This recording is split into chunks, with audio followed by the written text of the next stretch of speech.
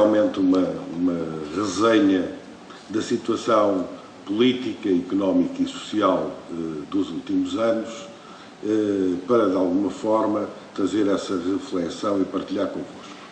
O facto de eu ter passado ontem 12 horas no aeroporto e de eventualmente estar impedido de vir para aqui hoje, levou-me de alguma forma a elaborar um discurso mais formal, exatamente para a eventualidade de não poder vir e alguém das colegas da direção poderem eventualmente ler para vós. Pois então fica aqui essa reflexão. A década de 80 do século passado, pelas vozes dos presidentes dos Estados Unidos da América, Ronald Reagan, e pela primeira-ministra inglesa, Margaret Thatcher, trouxe para o mundo capitalista duas ideias-chave. Do ponto de vista político, a recuperação do liberalismo, e do ponto de vista económico, a globalização. Estas ideias tiveram uma propagação rápida e um âmbito mais alargado do que inicialmente se previa, essencialmente devido à implosão da União Soviética e à política do governo chinês da criação de dois sistemas económicos com existência paralela no mesmo território. A globalização e a decrescente intervenção dos Estados na economia trouxe para o primeiro plano economias emergentes como a China, a Índia, o Brasil, entre outras. Mas trouxe também a deslocalização do setor produtivo dos países desenvolvidos para estas economias, o desemprego, a desregulação dos horários de trabalho naqueles países e a precariedade para toda uma nova geração. Pela primeira vez, após a Segunda Guerra Mundial, os países desenvolvidos terão uma geração que certamente terá um índice de desenvolvimento humano inferior ao da geração anterior.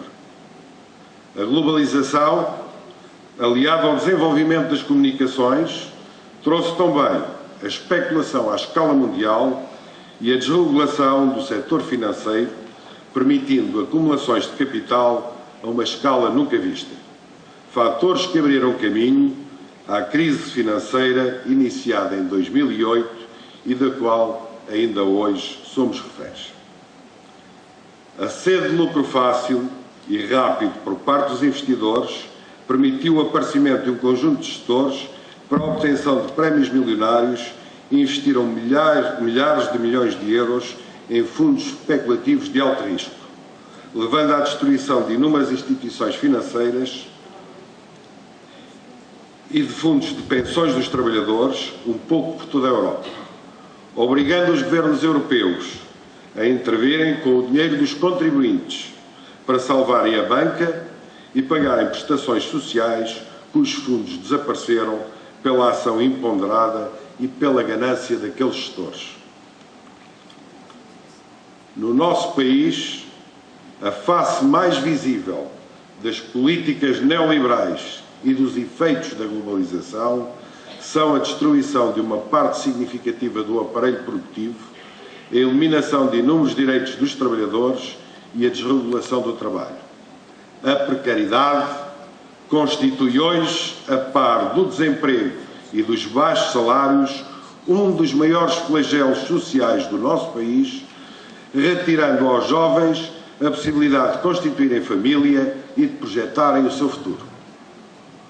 O Código de Trabalho, criado com o argumento da flexibilização da legislação laboral para evitar a deslocalização das empresas, constitui intrinsecamente um instrumento de incentivo à precariedade e à desregulação do trabalho, através de mecanismos, entre outros, como o período experimental ou os bancos de horas, que abrem a possibilidade de períodos de trabalho semanal de 60 horas.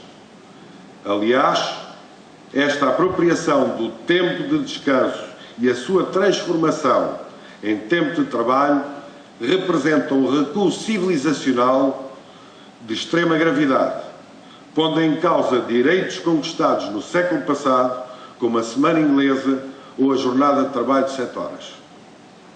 No âmbito da função pública, destacam-se as alterações das relações jurídicas de emprego, com a criação dos contratos por tempo indeterminado e dos contratos a termo resolutivo, As referidas alterações permitiram a criação de quadros de mobilidade, o despedimento por extinção do posto de trabalho e a unificação dos sistemas de segurança social. Ainda no âmbito da função pública, foram extintos os regimes especiais de aposentação e efetuado e antecipado o regime de convergência com a Segurança Social, com agravamento nas comparticipações para a DSE e a serem inscritos no Orçamento de Estado para 2011 agravamentos para os subscritores da Caixa Geral de Apresentações. Também as carreiras sofreram alterações significativas, não só por força da extinção da esmagadora maioria das carreiras da função pública, mas também pelo alongamento destas. Por exemplo, a carreira técnica superior tem uma extensão absurda de 130 anos. Ligado às alterações nas carreiras está o Sistema Integrado de Avaliação de Desempenho. Com o argumento da revisão das carreiras, o Governo PS congelou o tempo de serviço durante 2 anos, 4 meses e 2 dias. Tempo que, à exceção dos funcionários da Administração Regional dos Açores, nenhum funcionário público recuperou.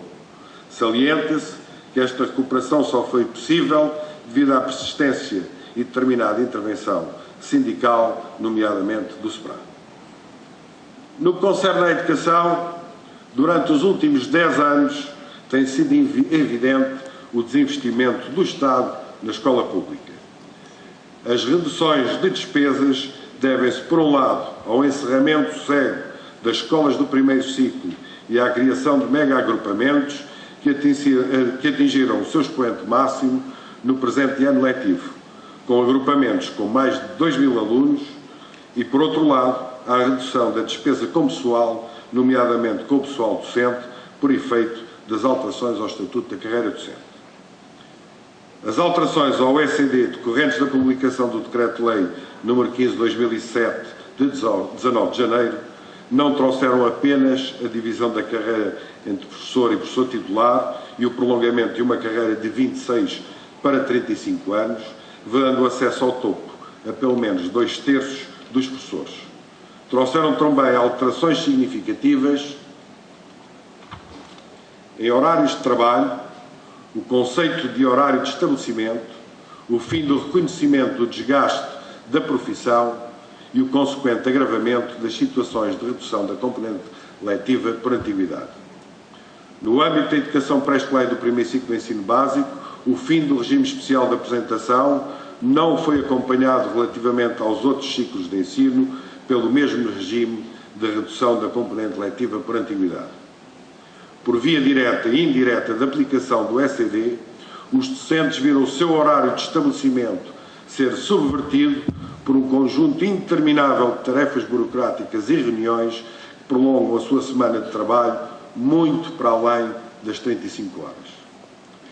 À semelhança de outros profissionais da função pública, os professores também foram alvo de uma campanha difamatória por parte da equipa ministerial liderada por Maria de Lourdes Rodrigues, que em inúmeras intervenções públicas atacou a dignidade profissional dos docentes com alusões variadas à falta de empenho desta classe e ao abandono dos alunos com dificuldades de aprendizagem e de integração social.